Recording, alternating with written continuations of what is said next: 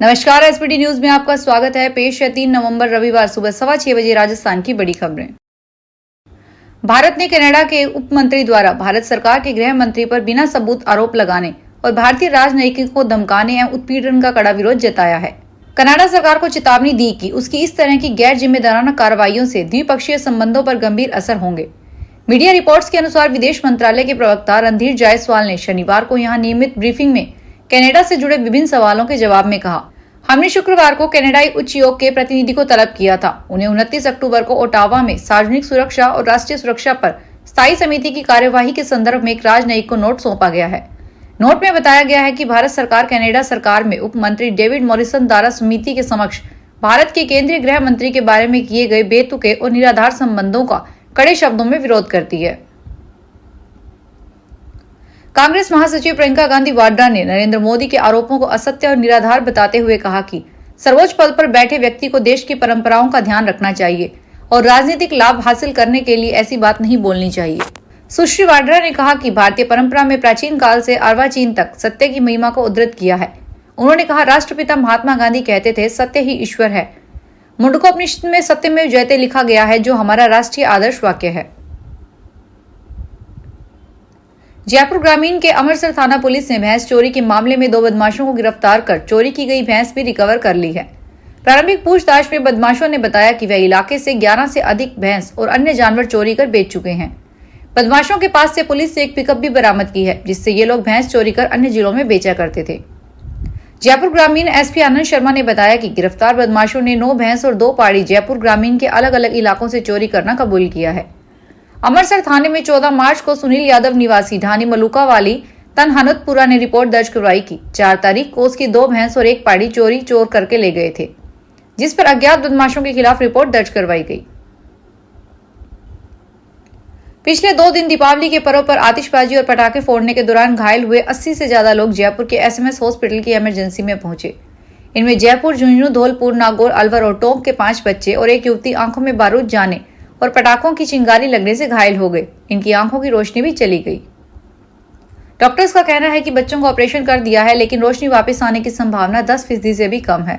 SMS hospital के अधीक्षक doctor Sunil Bhati ने बताया, दीपावली के दिन से लेकर आज सुबह तक करीब 80 से ज्यादा मरीज इमरजेंसी में आ चुके हैं।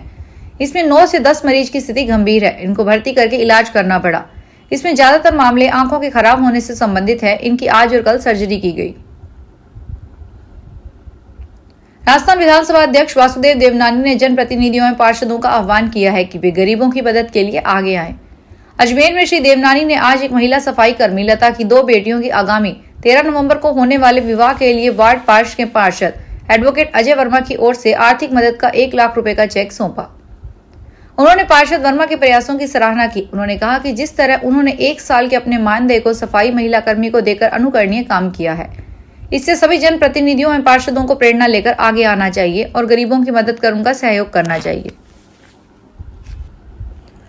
राजस्थान के मुख्यमंत्री भजनलाल शर्मा ने गोवर्धन पूजा के अवसर पर शनिवार को उत्तर प्रदेश में गोवर्धन क्षेत्र के पूंछरी के लोठा में परिवार सहित पूजा अर्चना कर देश एवं प्रदेश में सुख शांति के साथ खुशहाली की कामना की।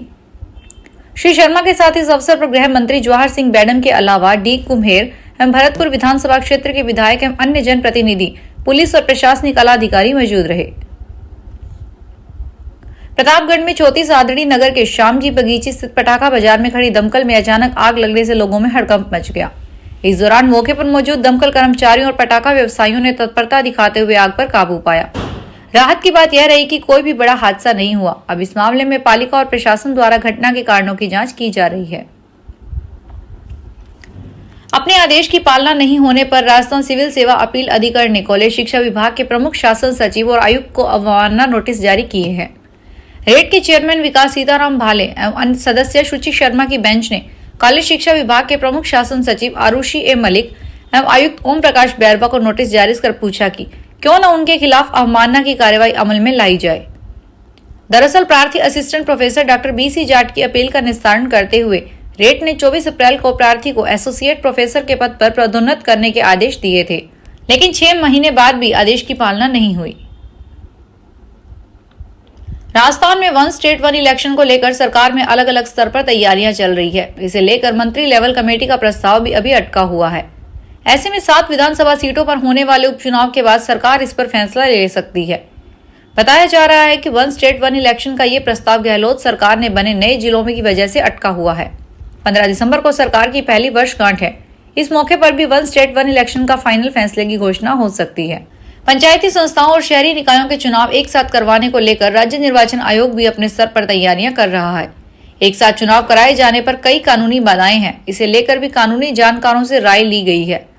पंचायती राज विभाग और स्वायत्त शासन विभाग ने भी मौजूदा कानून में बदलाव के लिए विधि विभाग और कानूनी जानकारों से राय ली है। राजस्थान की उप मुख्यमंत्री दिया कुमारी ने प्रदेश को विकसित करने में सरकार और प्रशासन के साथ नागरिकों की भी उतनी ही भागीदारी जरूरी बताते हुए कहा कि नागरिक, प्रशासन और सरकार मिलकर काम करेंगे तो वह दिन दूर नहीं जब राजस्थान सबसे विकसित राज्यों में नंबर 1 होगा। श्रीमती दिया कुमारी ने शनिवार को यहां अपने विधानसभा क्षेत्र एवं प्रदेश के लोगों के साथ दिवाली मिलन समारोह के अवसर पर मीडिया से बातचीत में यह बात कही। उन्होंने कहा कि सरकार और प्रशासन प्रयास कर रहे हैं कि क्षेत्र एवं प्रदेश को कैसे आगे बढ़ाना है, विकसित करना है, पर नागरिकों की भी उतनी ही भागीदारी जरूरी है। वे अपना नागरिक धर्म निभाएं और अपनी जिम्मेदारी से काम करें। जालोर जिला उद्योग एवं वाणिज्यिक केंद्र की ओर से जिला स्तरीय पुरस्कार की घोषणा की गई है। इसके लिए जिले में कार्यरत हाथकरघा बुनकरों से 11 नवंबर 2024 तक आवेदन पत्र मांगे गए हैं। जिला उद्योग केंद्र के महाप्रबंधक संग्राम राम देवासी ने बताया, राज्य सरकार की ओर से हर साल की तरह इस बार भी जालोर की हाथकरघा बुनकरों के लिए इनाम की घोषणा की गई है। बुनकरों का हौसला बढ़ाने के लिए नगद पुरस्कार दिया जाएगा। दीपावली के बाद शनिवार को लोग मंदिर में दर्शन करने के लिए जा रहे हैं। सीकर के प्रसिद्ध खाटू श्याम मंदिर में भी आज सीकर सहित राजस्थान और दूसरे राज्यों से लोग दर्शन करने के लिए आ रहे हैं। शनिवार सुबह से ही बाबा खाटू श्याम के दर्शनों के लिए भक्तों की भीड़ लगी हुई है। दोपहर के समय यहाँ पर इतनी ज्यादा भीड़ थी कि मंदिर की तरफ से आने वाली सभी 14 लाइन श्रद्धालुओं से अटी हुई थी। वहीं रींगस से खाटू जाने वाले मार्ग पर बार बार के जाम की स्थिति रही। कई भक्त निशान लेकर तो कई गाड़ियों के जरिए खाटू पहुंच रहे हैं। आपको बता दें कि खाटू में दीपावली और होली के पर्व के बाद हमेशा हजारों की संख्या में श्रद्धालु दर्शन करने आते हैं। इतना ही नए साल पर भी करीब 5 दिनों में यहाँ श्रद्धालु लाखों की संख्या में दर्शन करने के लिए आते हैं।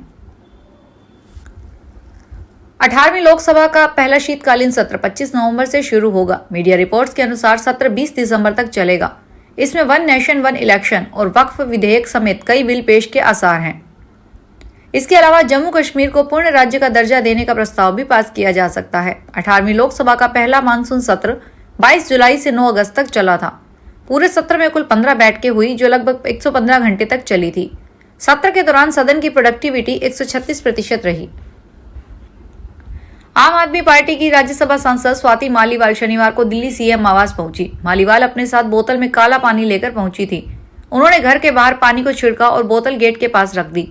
मालीवाल ने कहा, यह वही काला पानी है जो दिल्ली की जनता पी रही है। उन्हें कोई शर्म नहीं है।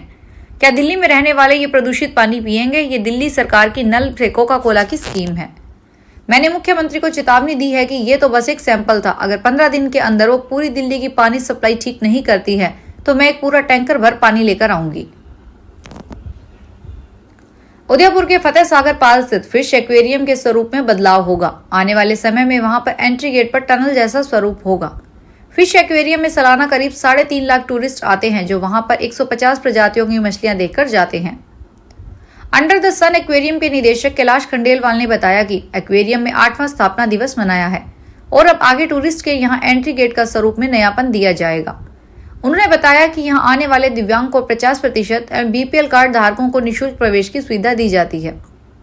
प्रोजेक्ट डायरेक्टर विवेक मेहरा ने बताया कि एक्वेरियम पर शहर के प्रतिष्ठित स्कूलों के 1000 से अधिक बच्चों को एक्वेरियम का निःशुल्क भ्रमण करवाया गया। फिलहाल खास खबरों में इतना ही। ताजा खबरों की जानकारी के लिए देखते रहिए एसपीटी न्यूज। धन्यवाद।